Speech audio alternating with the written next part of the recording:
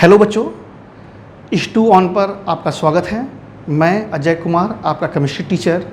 पिछले 12 सालों से मैं बच्चों को आईटी और पीएमटी की तैयारी करवा रहा हूं। हमारे पढ़ाए सैकड़ों बच्चे आईटी और पीएमटी कॉलेज में पढ़ रहे हैं।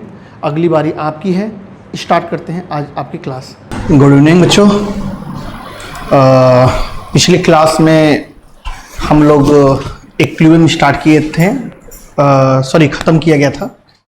तो आयनिक इक्विलिब्रियम हम लोग पिछली क्लास में ख़त्म किए। इस क्लास में हम लोग को सॉल्यूशन चैप्टर स्टार्ट करना था। सॉल्यूशन जो हम लोग स्टार्ट करेंगे, सबसे पहले हम लोग देखते हैं कि सॉल्यूशन चैप्टर में हम लोग को पढ़ने क्या क्या चीज़ें हैं। सॉल्यूशन में हम लोग को सबसे पहले कुछ टर्म पढ़ने हैं जो कि किसी सॉल्यूशन में सॉल्यूट के कंसंट्रेशन को बताते हैं। यानी कि किसी भी सॉल्यूशन में सॉल्यूट के अमाउंट को रिप्रेजेंट करने के कितने तरीके हैं। इनके अलावा भी कई तरीके हैं, लेकिन जितनी चीज़ें हम लोग 12th में कवर कर लेते हैं या जेई लेवल तक कवर कर लें, उतनी चीज़ें हम लोग को डिस्कस करने हैं।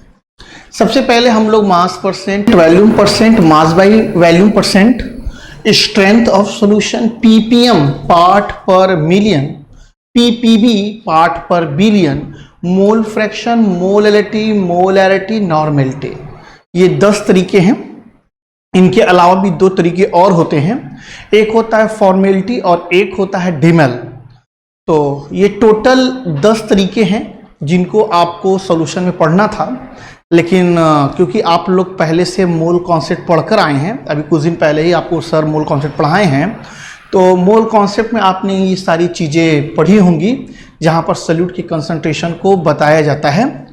तो सॉल्यूट के कंसंट्रेशन में, किसी सॉल्यूशन में जो सॉल्यूट का कंसंट्रेशन बताते हैं, इनमें ये जो 3 तरीके हैं, ये मेनली 3 तरीके इस समय हम लोग को बहुत काम आएंगे, जो कि मोल फ्रैक्शन है, मोलैरिटी है और मोलैरिटी है। सॉल्यूशन चैप्टर पे जो भी न्यूमेरिकल हम लोग बनाएंगे, उन न्यूमेरिकल में इन तीनों का यूज होगा। अगला मामला हमारे पास आता है पढ़ने के लिए, हम लोग को टाइप ऑफ सॉल्यूशन पढ़ना होता है। टाइप ऑफ सॉल्यूशन में 3 टाइप के सॉल्यूशन हम लोग को पढ़ने हैं। Gas in liquid, liquid in liquid और solid in liquid. Gas in liquid हम लोग पढ़ेंगे तो वहाँ पर हम लोग हेनरी लॉ डिस्कस करेंगे, और लिक्विड इन लिक्विड जब हम लोग पढ़ेंगे तो राउल्ट्स लॉ हम लोग पढ़ेंगे, और लास्ट में हम लोग सॉलिड इन लिक्विड पढ़ेंगे। नेक्स्ट हम लोग को पढ़ना था कोलिगेटिव प्रॉपर्टी। किसी भी सॉल्यूशन का, कोई भी आप सॉल्यूशन लेते हो, किसी भी सॉल्यूशन का वो प्रॉपर्टी जो कि सॉल्यूट के नंबर पर डिपेंड करता है, सॉल्यूशन की वो प्रॉपर्टी जो कि सॉल्यूट के नंबर पर डिपेंड करती हैं, उनको हम लोग बोलते हैं कोलिगेटिव प्रॉपर्टी।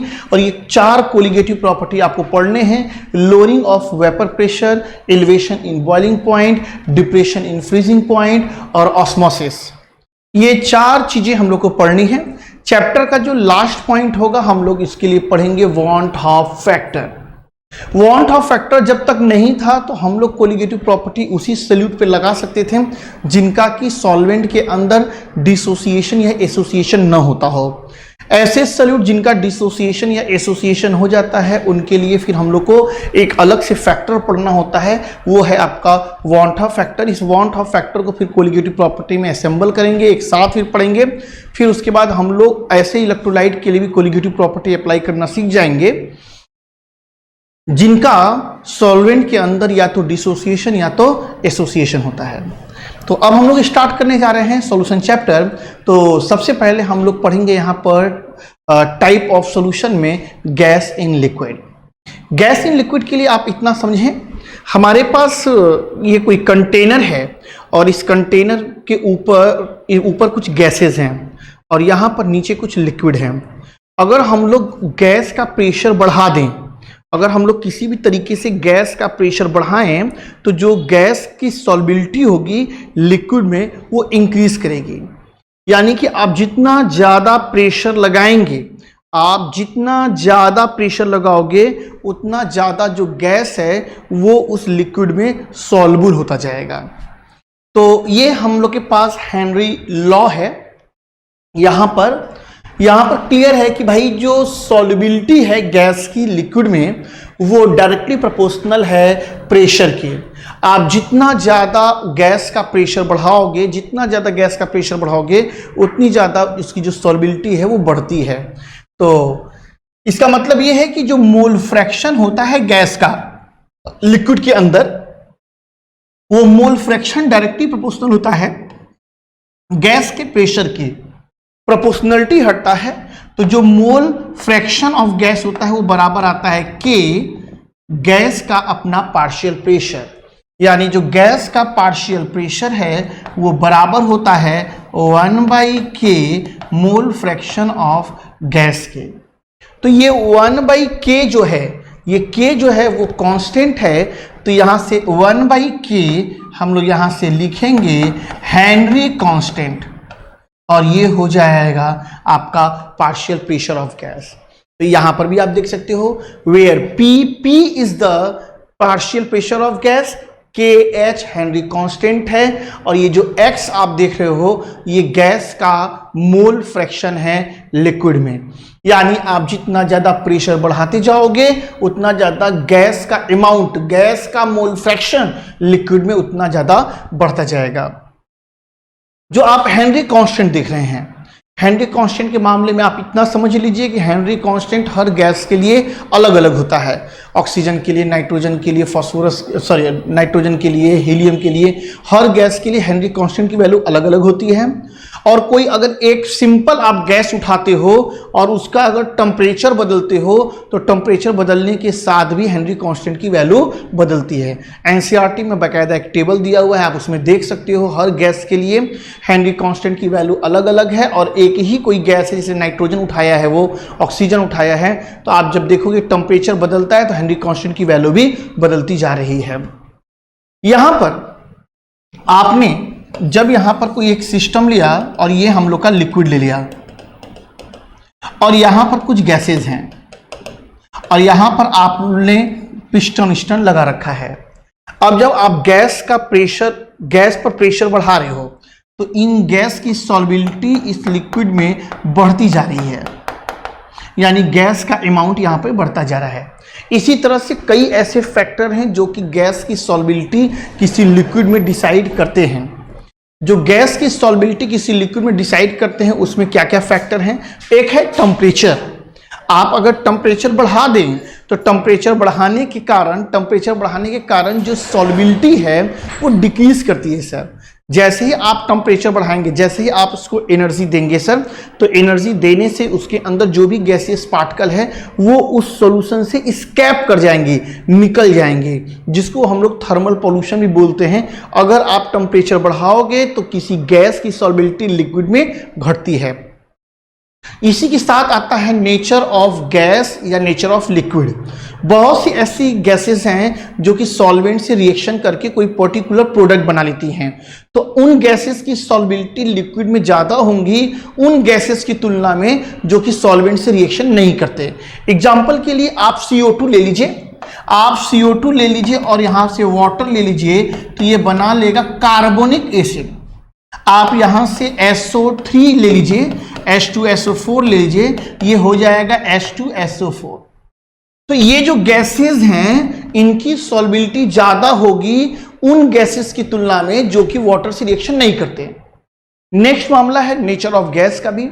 वो गैस जिनके बीच में इंटरमॉलिक्यूलर इंटरेक्शन ज्यादा होता है, इंटरमॉलिक्यूलर इंटरेक्शन, या आप ऐसे बोल सकते हो वो गैसेस जिसके लिए वंडर वॉल पैरामीटर ए की वैल्यू ज्यादा होगी। अगर ए की वैल्यू ज्यादा होगी तो गैसेस में अट्रैक्शन ज्यादा होगा, वो गैसेस जल्दी लिक्विफाई करेंगे, तो उन गैसेस की सॉल्बिलिटी ज्यादा हो जाएगी किसी लिक्विड में।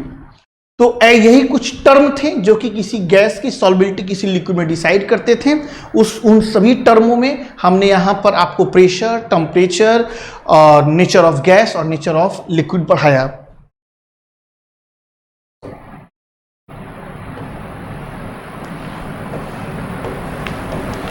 अगर यहां से इस डिफिनीशन की बात करो तो जो गैस की सॉल्बिलिटी है किसी लिक्विड में वो डायरेक्टली प्रोपोर्शनल है उसके प्रेशर के। अगर डायरेक्टली प्रोपोर्शनल है तो इसका मतलब ये हुआ कि जब प्रेशर P1 और जब प्रेशर P2 हुआ तो गैस की सॉल्बिलिटी लिक्विड में S1 और S2 हो गई। सॉल्युबिलिटी जो होती है जनरली हम लोग ग्राम पर लीटर में बताते हैं। तो अगर दोनों साइड से वैल्यूम अगर हम गायब कर दें, इसका मतलब ये हुआ कि m1 बाई m2, यानी कि जब यहां पर प्रेशर P1 था ना, जब प्रेशर गैस का P1 था तो गैस का अमाउंट लिक्विड में m1 था, लेकिन जब प्रेशर चेंज होकर P2 हुआ तो जो गैस का अमाउंट था, जो गैस का मास था, वो लिक्विड में m2 रहा। हम लोगों ने क्या किया, इन दोनों को मोलर मासेस से डिवाइड कर दिया। तो जब मोलर मास से डिवाइड किया तो यहां से आ गया n1 बाई n2।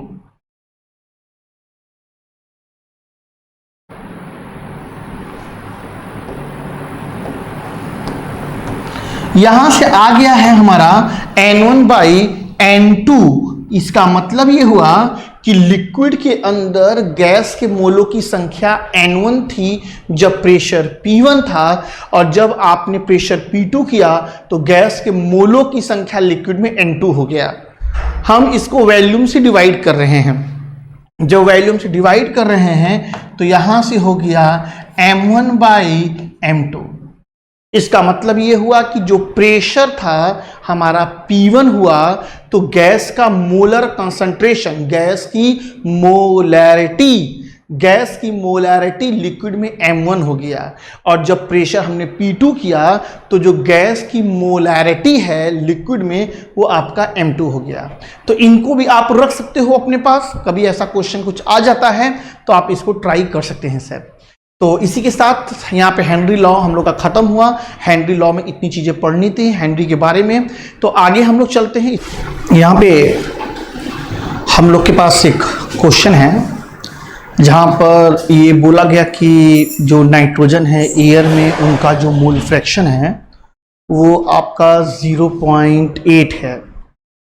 एयर में इनका जो मोल फ्रैक्शन है वो 0.8 है। बोला ये गया कि मान लो अगर एयर का टोटल प्रेशर 5 atm हम लोग कर देते हैं तो नाइट्रोजन का कितना अमाउंट या क्या कितना मोल 10 मोल ऑफ वाटर में प्रेजेंस होगा। अगर हम लोग देखें तो अगर एयर का प्रेशर मान लेते हैं 1 atm है, तो 1 atm में अगर 0.8 मोल अगर नाइट्रोजन की बात करें तो 1 मोल में 0.8 atm हो जाएगा।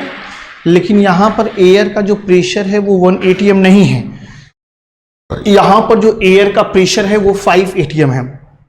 तो टोटल प्रेशर अगर 5 atm है तो उसमें 0.8 का जब आप मल्टीप्लाई करेंगे तो आपको मिल जाएगा 4 atm। इसका मतलब यहाँ पर 4 atm प्रेशर है किसका, नाइट्रोजन का। तो नाइट्रोजन का पार्शियल प्रेशर जो है वो 4 atm है, यानी कि यहां से हमारे पास आ जाएगा। तो नाइट्रोजन गैस का जो पार्शियल प्रेशर होगा वो बराबर होगा mole fraction of nitrogen gas, और ये हो जाएगा, यहां से आपका हो जाएगा Henry constant.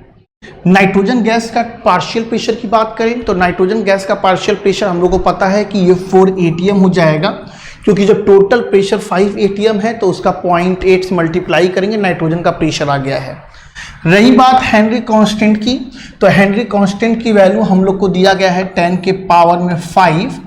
Mole fraction of nitrogen gas, तो नाइट्रोजन गैस के नंबर ऑफ मोल, नाइट्रोजन का मोल प्लस वाटर का मोल, ये 10 के पावर 5 इधर उधर के -5 हो जाएगा।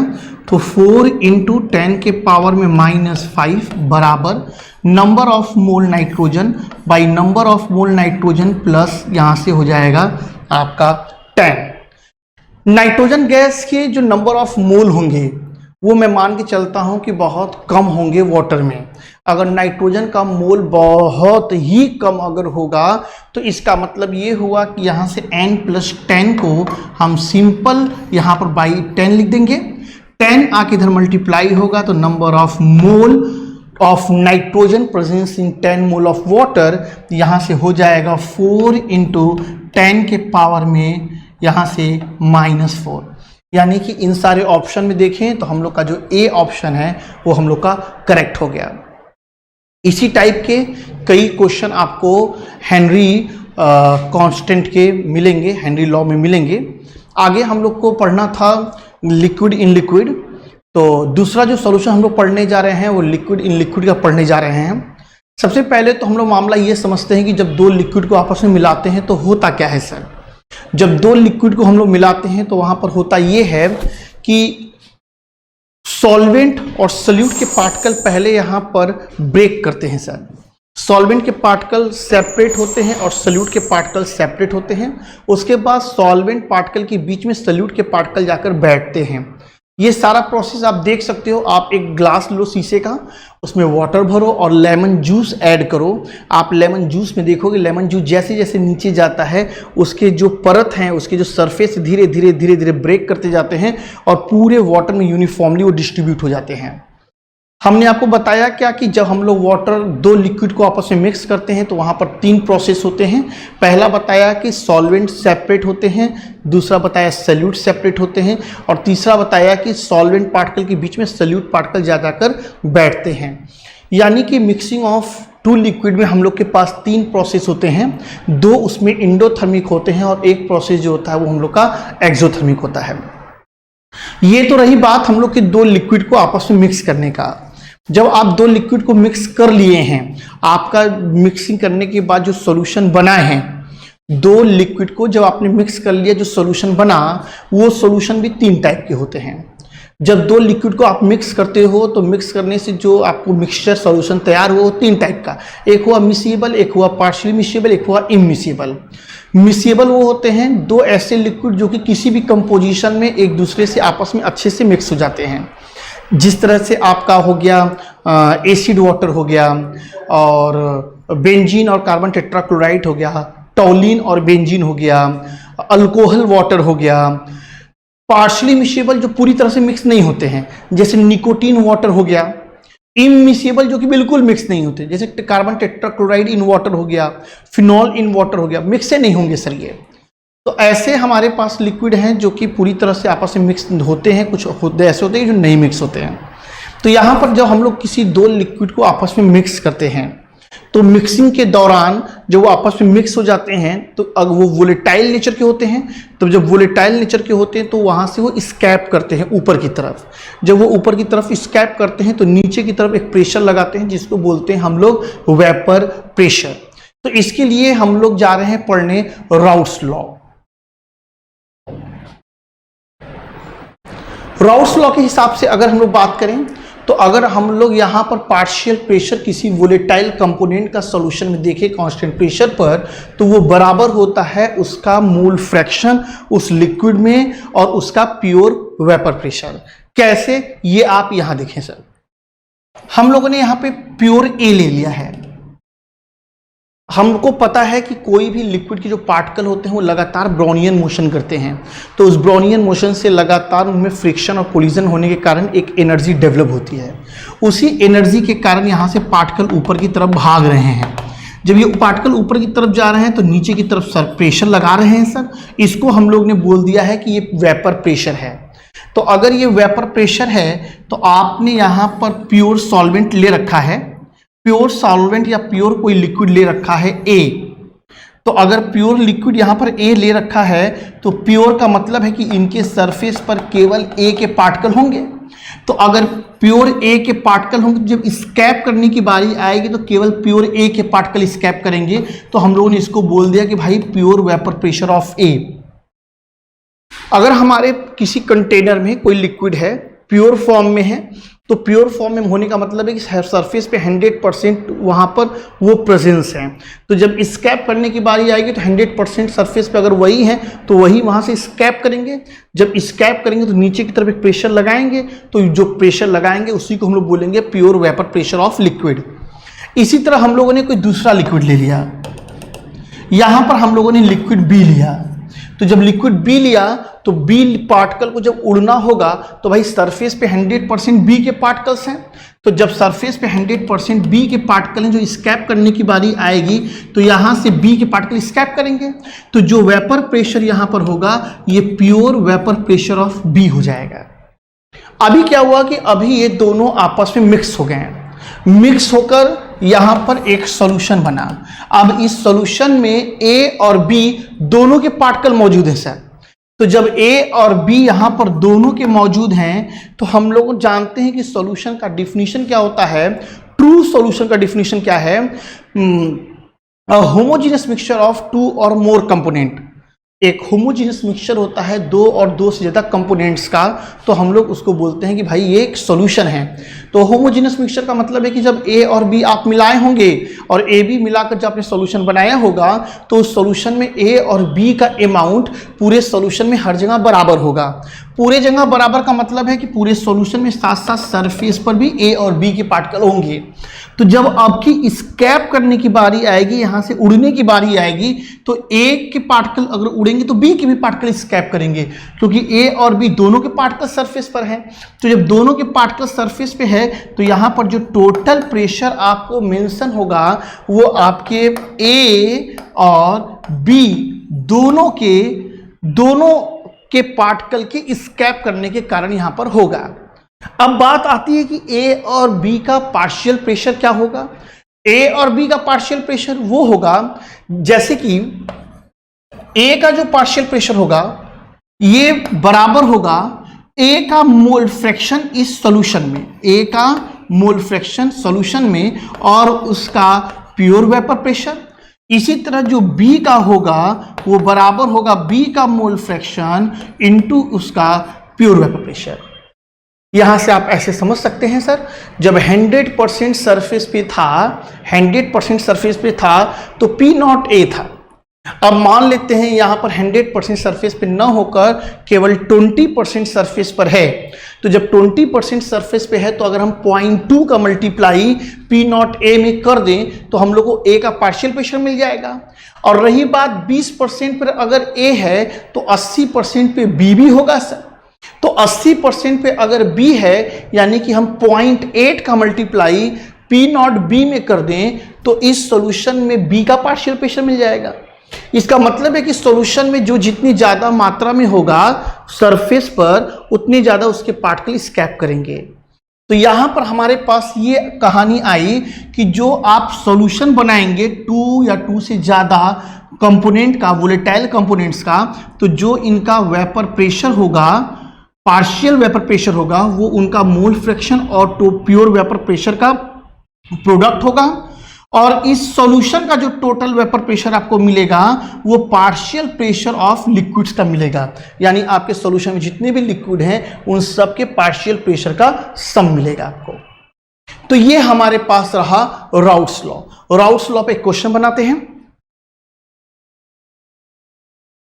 आपके पास ये क्वेश्चन है, बोल रहे हैं कि आपने एक मिक्सचर तैयार किया है लिक्विड ए का और लिक्विड बी का। इस सॉल्यूशन को बनाने के लिए आपने ए का 1 मोल लिया है और जो बी है बी का 3 मोल लिया है। ए का 1 मोल लिया है और बी का 3 मोल लिया है। तो जो सॉल्यूशन है मान लेते हैं वो टोटल आइडियली है। तो सॉल्यूशन टोटल आइडियल, पहले आप ये भी समझ लो, जो लिक्विड्स, ऐसे लिक्विड का मिक्सचर जो कि राउट्स लॉ को फॉलो करते हैं उनको हम लोग बोलते हैं आइडियल। जो राउट्स लॉ को फॉलो नहीं करते हैं उनको बोलते हैं नॉन आइडियल। नॉन आइडियल में 2 होते हैं, एक पॉजिटिव डेविएशन होता है और एक नेगेटिव डेविएशन होता है।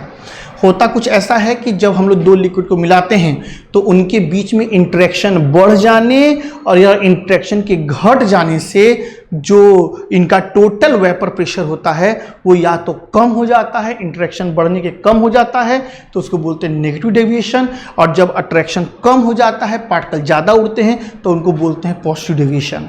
तो ये हम लोग आगे पढ़ेंगे। तो यहाँ पर हम लोग के पास एक आइडियल है। आइडियल का मतलब ये आप समझ गए होंगे कि वो बोलना चाहता है कि राउट्स लॉ ये फॉलो कर रहा है। फिर हम लोग को बोला गया कि भाई टोटल वेपर प्रेशर आपको फाइंड आउट करने हैं। चलिए, मैं मानता हूं कि आपने ट्राई किया होगा। आपको टोटल प्रेशर निकालना था। टोटल प्रेशर के लिए हम लोग जानते हैं कि यहां पर हमारे पास ए का मोल फ्रैक्शन, उसका प्योर वेपर प्रेशर, बी का मोल फ्रैक्शन, उसका प्योर वेपर प्रेशर होगा। यहां से अगर हम लोग ए के मोल फ्रैक्शन की बात करें तो ए के नंबर ऑफ मोल, तो ए का नंबर ऑफ मोल 1 है। टोटल नंबर ऑफ मोल की बात करें तो ए का नंबर ऑफ मोल 1 है और बी का जो है 3 है, यानी टोटल नंबर ऑफ मोल हो गए 4। प्योर वेपर प्रेशर ऑफ ए, ये हम लोग को दिया गया है 100। मोल फ्रैक्शन बी की बात करें तो बी के नंबर ऑफ मोल है सर बाई टोटल है 4। उनका प्योर वेपर प्रेशर की बात करें तो प्योर वेपर प्रेशर है 80। कैलकुलेशन कर लें तो 4 से इसको कैंसिल कर दिया 25 बार में, ये इससे हमने इसको डिवाइड कर दिया है 20, यानी हमारे पास आ गया है 25 प्लस 60। ऐड कर लेते हैं तो यहां से हो जाएगा 5 और ये हो जाएगा 80, यानी जो टोटल प्रेशर आपको मिलेगा उस सॉल्यूशन का वो आपको 85 mmHg का मिलेगा। यहां पर हम लोगों ने देखा कि हम लोगों ने एक सॉल्यूशन बनाया। इस सॉल्यूशन में हम लोगों ने पाया कि जब दो लिक्विड हम लोग ऐड कर रहे हैं, जहां पर ए के मोलों की संख्या 1 है और बी के मोलों की संख्या 3 है, हम जब उन दोनों लिक्विड को मिला देते हैं, तो जब दोनों लिक्विड को मिलाते हैं और जो सॉल्यूशन बनता है उसका जो टोटल प्रेशर है, तो उसका टोटल प्रेशर ए का मोल फ्रैक्शन उसका प्योर वेपर प्रेशर, बी का मोल फ्रैक्शन उसका प्योर वेपर प्रेशर है। हमने मोल फ्रैक्शन के लिए उसका मोल बाई टोटल रखा, प्योर वेपर प्रेशर 100 दिया हुआ था। मोल फ्रैक्शन ऑफ बी की बात करें तो यहाँ पर उनका मोल बाई टोटल और यहाँ पर इनका प्योर वेपर प्रेशर कैलकुलेट किया, हमारे पास आ गया है 85 mmHg। तो यहाँ पर कुछ ऐसा रहा हम लोग का राउट्स लॉ। पॉजिटिव और नेगेटिव डेविएशन की बात कर रहे थे, पॉजिटिव और नेगेटिव डेविएशन थोड़ा समझेंगे। तो हम लोग को यहाँ पर पॉजिटिव और नेगेटिव डेविएशन देखना था। अगर हम लोग बात करें तो हम लोग लिक्विड सॉल्यूशन को जब पढ़ते हैं तो 3 टाइप में बांट देते हैं। एक हमारा यहाँ पर हो जाता है आइडियल, और एक होता है हम लोग का पॉजिटिव, और एक हो जाता है हम लोग का नेगेटिव। अगर हम लोग आइडियल की बात करें तो आइडियल हम लोग दो लिक्विड जब मिलाते हैं तो आइडियल फर्स्ट पॉइंट तो यही हो गया यहाँ पर कि भाई ये राउट्स लॉ फॉलो न करे, राउट्स लॉ को फॉलो करे। सेकेंड, यहाँ पर जो डेल्टा एच की वैल्यू है वो बराबर 0 हो जाती है, यानी कि जब आइडियल सॉल्यूशन बनता है तो वहाँ पर ना तो एनर्जी एब्जॉर्ब होता है ना तो इवॉल्व होता है। अगर हम लोग पॉजिटिव डेविएशन की बात करें तो पॉजिटिव डेविएशन में यहाँ पर डेल्टा एच की वैल्यू ग्रेटर देन 0 हो जाती है, यानी कि जब हम लोग पॉजिटिव डेविएशन पढ़ रहे हैं इसका मतलब जब दो लिक्विड को मिलाएंगे तो वहाँ से हीट इवॉल्व होना है सर। अगर एंडोथर्मी की बात करें तो यहाँ पर जो डेल्टा एच होता है वो लेस देन 0 होता है, इसका मतलब यहाँ पर एनर्जी का एब्जॉर्प्शन होगा। यहाँ पे अगर हम लोग वॉल्यूम की बात करें तो वॉल्यूम चेंज नहीं होता। जब दो लिक्विड को हम लोग मिलाते हैं तो यहाँ पर कोई वॉल्यूम चेंज नहीं होता, क्योंकि यहाँ पर जो उनकी साइज और शेप होते हैं बिल्कुल सिमेट्रिकल होते हैं। पॉजिटिव वाले में थोड़ा वॉल्यूम इंक्रीज कर जाता है ड्यू टू अनसिमेट्रिकल शेप और साइज, और नेगेटिव वाले में जो वॉल्यूम होता है वो डिक्रीज कर जाता है क्योंकि साइज और शेप अनसिमेट्रिकल होते हैं। रही बात यहाँ पर राउट्स लॉ की, तो यहाँ पर ये सॉल्यूशन राउट्स लॉ फॉलो करता है, यानी कि जो टोटल प्रेशर है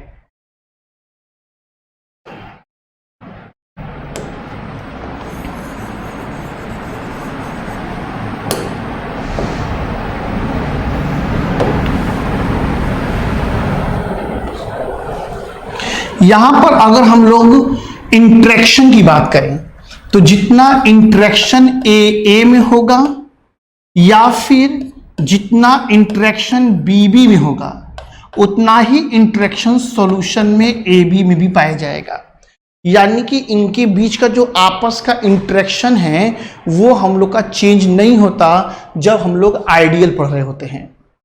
यानी कि यहां से अगर 5th पॉइंट की बात करें तो जो स्कैप करने की टेंडेंसी होती है, उड़ने की जो टेंडेंसी होती है वो चेंज नहीं होती। लेकिन यहां पॉजिटिव में अंतर आ जाता है सर। पॉजिटिव में अंतर क्या आ जाता है, यहां पे अंतर ये हो जाता है कि ए का इंटरेक्शन हो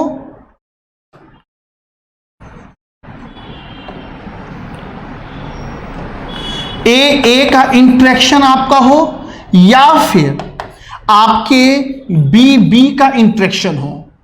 इन सब से कम इंटरेक्शन आपके AB में होता है। यानी कि जो प्योर फॉर्म में है, प्योर फॉर्म में जो लिक्विड में इंटरेक्शन हो रहा है उससे कम इंटरेक्शन हो जाता है AB में जब आप इनको मिलाते हो। ये कब होता है? पॉजिटिव में होता है। नेगेटिव में क्या हो जाता है सर? नेगेटिव में ये होता है कि जो A का इंटरेक्शन होता है या फिर B का इंटरेक्शन होता है, इससे ज्यादा इंटरेक्शन यहां पर AB में होता है। यानी कि प्योर फॉर्म की तुलना में नेगेटिव में से पार्टिकल को एस्केप करना ज्यादा समस्या है। पॉजिटिव में क्या होता है?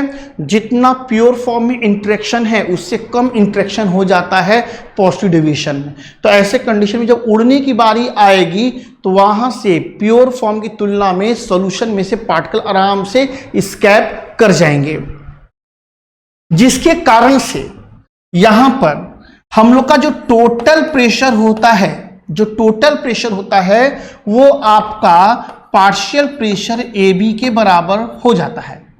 और जो पार्शियल प्रेशर होता है ये आपका बराबर हो जाता है उनका मोल फ्रैक्शन लिक्विड में और आपका प्योर वेपर प्रेशर। यहां पे इनका मोल फ्रैक्शन लिक्विड में और उनका प्योर वेपर प्रेशर। लेकिन अगर हम लोग पॉजिटिव में आ जाएं, पॉजिटिव में क्या हुआ है कि पार्टिकल के बीच में इंटरेक्शन ही कम हो गया है। ये बात आपको याद रखना है। जब तक जेईई मेंस और नीट का पेपर आप नहीं दे रखते हैं, आपको याद होना चाहिए कि पॉजिटिव डेविएशन वही सॉल्यूशन दिखाता है जहां पर पार्टिकल के बीच का इंटरेक्शन कम हो जाता है। तो जब पार्टिकल के बीच का इंटरेक्शन कम अगर है तो यहां से हम लोग जितना उम्मीद किए थे कि भाई इतने पार्टिकल इतने टेम्परेचर पे जाएंगे तो इतना प्रेशर मिलेगा, तो अब क्या है कि इंटरेक्शन कम हो गया है, पार्टिकल अपने मन से ज्यादा एस्केप कर रहे हैं। तो जो प्रेशर आपने सोच रखा था कि उतना प्रेशर हमें आना चाहिए उससे ज्यादा प्रेशर आपको मिलने लगेगा। इसका मतलब है कि जो टोटल प्रेशर होगा सर, ये टोटल प्रेशर जो होगा वो बड़ा हो जाएगा पार्शियल प्रेशर A और पार्शियल प्रेशर B की तुलना में। यानी आपको पॉजिटिव में उम्मीद से ज्यादा पार्टिकल एस्केप कर जाएंगे, जिससे कि आपको जितना उम्मीद था उससे ज्यादा प्रेशर भी आपको मिलने लगेगा। यहां पर साथ में ही अगर हम लोग प्रेशर A यानी पार्शियल प्रेशर की बात करेंगे तो आपके A और B उम्मीद से ज्यादा, यानी कि जितने पार्टिकल एस्केप करने चाहिए उससे ज्यादा पार्टिकल एस्केप कर रहे हैं। तो जब उससे ज्यादा पार्टिकल एस्केप कर रहे हैं तो उससे ज्यादा प्रेशर भी एग्जर्ट करेंगे। तो यहां से जो A का प्रेशर होगा वो इनके मोल फ्रैक्शन और प्योर के प्रोडक्ट से बड़ा होगा। इसी तरह जो B का प्रेशर होगा वो भी इनके प्योर और मोल फ्रैक्शन से ज्यादा होगा। अब हम लोग आते हैं नेगेटिव में। नेगेटिव में क्या है? पार्टिकल के बीच में इंटरेक्शन जो है, इंटरेक्शन आपका बढ़ गया है। इंटरेक्शन बढ़ गया है तो यानी कि जितना हम लोग को उम्मीद था कि भाई इतने पार्टिकल वहां से एस्केप करेंगे, इतना प्रेशर हमको इस टेम्परेचर मिलना चाहिए, तो अब उतना नहीं मिल पाएगा क्योंकि इंटरेक्शन होने की वजह से पार्टिकल कम वहां से एस्केप करेंगे सर। तो जब पार्टिकल कम एस्केप करेंगे तो यहां से जो टोटल प्रेशर होगा वो कम हो जाएगा इनके आपके पार्शियल प्रेशर के प्रोडक्ट के। और जो पार्शियल प्रेशर भी होगा, भाई इंटरेक्शन बढ़ गए हैं, पार्टिकल एस्केप कर नहीं पा रहे हैं, तो जो प्रेशर आपको मिलना चाहिए पार्शियल वो भी इनके प्योर और मोल फ्रैक्शन से कम मिलने लगेगा।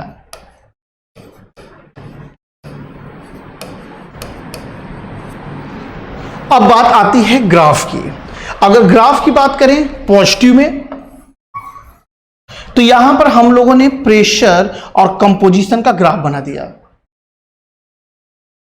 ये ऊपर नहीं जाएगा ना, नेक्स्ट पेज। चलिए अगर हम लोग आइडियल के ग्राफ की बात करें तो यहां से कुछ आप ऐसे देख लो। आइडियल के ग्राफ के लिए ये हम कंपोजिशन और प्रेशर का ग्राफ आपको बता रहे हैं। यहां पर कंपोजिशन A का मोल फ्रैक्शन जो था वो 0 था, तो सॉल्यूशन में जब एक कंपोनेंट का मोल फ्रैक्शन 0 है तो दूसरे का तो मोल फ्रैक्शन आपको पता ही होगा 1 हो जाता है, क्योंकि दोनों का मोल फ्रैक्शन जोड़ने पे 1 होता है।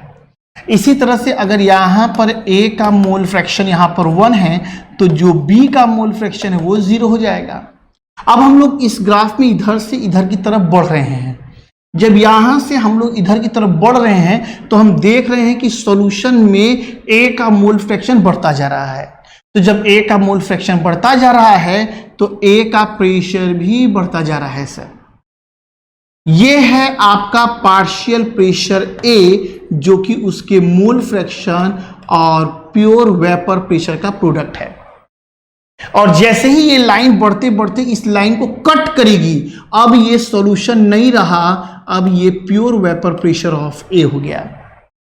अब अगर हम लोग इस ग्राफ में इधर से इधर की तरफ बढ़ें, तो जब यहां से इधर की तरफ आते हैं तो सॉल्यूशन में B का मोल फ्रैक्शन लगातार बढ़ रहा है। तो जो B का मोल फ्रैक्शन बढ़ रहा है तो इनका प्रेशर भी कुछ इस तरीके से बढ़ता है। ये आपका पार्शियल प्रेशर है B, mole fraction of B और pure vapour pressure of A। जैसे ये लाइन बढ़ते हुए यहां पर इसको कट कर दिया, ये हो गया है pure vapour pressure of B का। और ये जो टोटल लाइन है ये आपका टोटल प्रेशर बता रही है, यानी A का प्रेशर और B का प्रेशर। अगर हम लोग पॉजिटिव डेविएशन की बात करें तो पॉजिटिव डेविएशन का अगर बात करोगे तो ये प्रेशर और कंपोजिशन का ग्राफ है। यहां पर A का मोल फ्रैक्शन 0 है, यहां पर A का मोल फ्रैक्शन 1 है। नियम ये बताता है कि जब हम लोग इधर से इधर की तरफ जा रहे हैं, तो जब इधर से इधर की तरफ जा रहे हैं तो A का मोल फ्रैक्शन लगातार बढ़ता जा रहा है। तो A का मोल फ्रैक्शन बढ़ता जा रहा है तो प्रेशर भी कुछ इस तरीके से बढ़ना चाहिए था, लेकिन पार्टिकल के बीच में इंटरेक्शन कम हो गया है, पार्टिकल अपने मन से ज्यादा एस्केप करने लगे हैं, तो वेपर प्रेशर भी हम लोग को ज्यादा मिलेगा। तो ग्राफ कुछ ऐसा आ गया, ये हो गया है P0A। इसी तरह से अगर यहां पर देखें तो B का मोल फ्रैक्शन 0 है, यहां पर B का मोल फ्रैक्शन 1 है।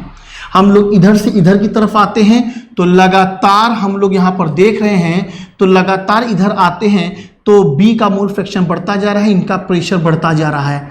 यहां पर है ये P0B। लेकिन पॉजिटिव डेविएशन हम लोग पढ़ रहे हैं, पार्टिकल के इंटरेक्शन कम हुए हैं, पार्टिकल ज्यादा एस्केप किए हैं, तो वेपर प्रेशर हम लोग को कुछ ऐसा मिलेगा। टोटल वेपर प्रेशर कुछ ऐसा होना था, लेकिन वही बात है, पार्टिकल का अट्रैक्शन कम हुआ है, पार्टिकल ज्यादा एस्केप किए हैं, तो वेपर प्रेशर हम लोग को कुछ इस टाइप का मिला है। अगर यही हम नेगेटिव डेविएशन की बात करें तो ये रहा हम लोग का नेगेटिव डेविएशन। ये प्रेशर का मामला और मोल फ्रैक्शन का मामला था।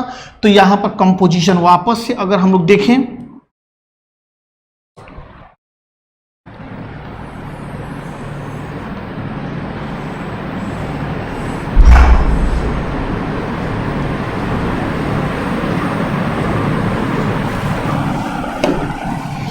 यहां से अगर हम लोग ग्राफ देखें तो ये मोल फ्रैक्शन A हमने यहां पर 0 रख लिया और यहां से मोल फ्रैक्शन A 1 रख लिया।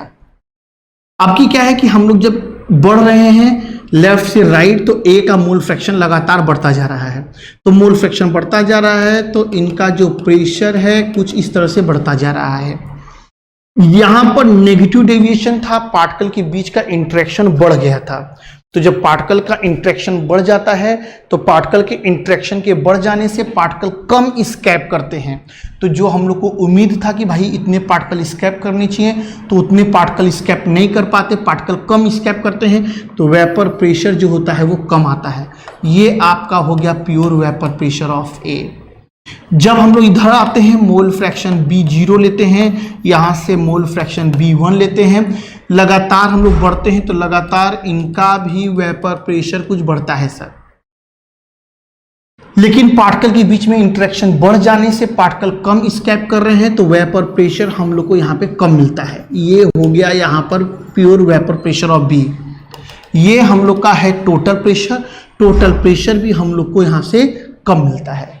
तो ये हम लोग के पास रहा आइडियल, ये रहा पॉजिटिव, ये रहा आपके पास नेगेटिव। आपको जो चीजें याद रखनी है, पार्टिकल के बीच में जब इंटरेक्शन बढ़ता है तभी कोई सॉल्यूशन नेगेटिव डेविएशन दिखाता है। पार्टिकल के बीच में जब अट्रैक्शन कम हो जाता है, पार्टिकल आराम से स्कैप कर जाते हैं, तो ऐसे कंडीशन में वो आपको पॉजिटिव डेविएशन दिखाता है। और आइडियल तब होता है जबकि पार्टिकल के बीच का इंटरेक्शन चेंज नहीं होता। तो ये रहा हम लोग का राउट्स लॉ, ठीक है। तो अब हम लोग यहाँ पे आगे बढ़ते हैं। पॉजिटिव और नेगेटिव के बाद एक छोटा सा लॉ था, जो था कि डाल्टन लॉ और राउल्ट्स लॉ के बीच का रिलेशन। तो डाल्टन लॉ और राउल्ट्स लॉ के बीच का रिलेशन अगर हम लोग बात करें, डाल्टन साहब और राउल्ट्स लॉ के साहब के बीच का अगर रिलेशन अगर हम देखें तो यहां पर हम लोगों ने लिक्विड लिया, यहां पर ए और बी दो लिक्विड हैं। हम लोगों ने मान लिया कि हम लोगों ने सिस्टम को क्लोज कर रखा है। यहां से ए और बी के पार्टिकल स्कैप करते जा रहे हैं, ए और बी के पार्टिकल स्कैप करते जा रहे हैं। तो जब ए और बी के पार्टिकल स्कैप करते जा रहे हैं तो जो ए का पार्शियल प्रेशर है ये बराबर हो गया है ए का मोल फ्रैक्शन और उसका प्योर वेपर प्रेशर, और यहां से जो बी का है पार्शियल प्रेशर वो बराबर हो गया बी का मोल फ्रैक्शन और उसका प्योर वेपर प्रेशर। ये सिलसिला लगातार चलता रहा। एक ऐसा समय आया कि यहां पर इक्विलिब्रियम आ गया है। कैसा इक्विलिब्रियम आ गया है? ए और बी के पार्टिकल जितनी एनर्जी या जितना प्रेशर से ऊपर जाने की कोशिश कर रहे हैं उतना ही प्रेशर ऊपर बैठा हुआ वेपर, इन्हीं लिक्विड्स का जो वेपर ए और बी ऊपर इकट्ठे हुए हैं वो उतना ही प्रेशर नीचे की तरफ लगा रहे हैं। यानी कि यहां पर एक इक्विलिब्रियम की स्थिति आ गई है। जितनी तेजी से ए लिक्विड पार्टिकल वेपर में जाना चाहते हैं उतना ही प्रेशर वेपर वाले लिक्विड बनने की लगा रहे हैं।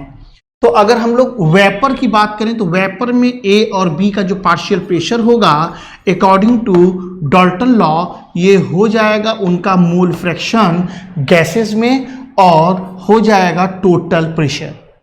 इसी तरह से जो बी का पार्शियल प्रेशर होगा बी का मोल फ्रैक्शन और टोटल प्रेशर। ये राउल्ट्स लॉ था और ये डाल्टन लॉ था। क्योंकि यहां पर इक्विलिब्रियम आ गया है तो लिक्विड का जितना प्रेशर ऊपर की तरफ होगा गैस का उतना प्रेशर नीचे की तरफ होगा, तो दोनों पार्शियल प्रेशर बराबर हो गए।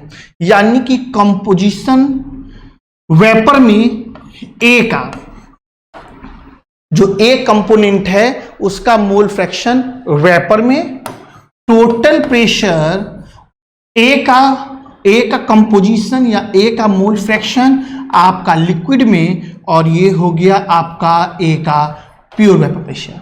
यानी कि जो ए का मोल फ्रैक्शन है वेपर में ये बराबर हो जाएगा ए का मोल फ्रैक्शन लिक्विड में और उसका pure vapour pressure by total. इसी तरह से अगर आप बी के लिए आ जाओ तो बी का मोल फ्रैक्शन वेपर में बराबर होगा उसका मोल फ्रैक्शन लिक्विड में और उसका pure vapour pressure by total pressure. तो आज हम लोगों ने दो सॉल्यूशन कंप्लीट किया, गैस इन लिक्विड और लिक्विड इन लिक्विड। आगे चलेंगे हम लोग, अगली क्लास में जब मिलेंगे तो हम लोग कोलिगेटिव प्रॉपर्टी स्टार्ट करेंगे। आप ज़्यादा से ज़्यादा क्वेश्चन ट्राई करिए। On is to on study is always on. Concepts के बेहतर रियलाइजेशन के लिए इज टू ऑन पर बने रहिए।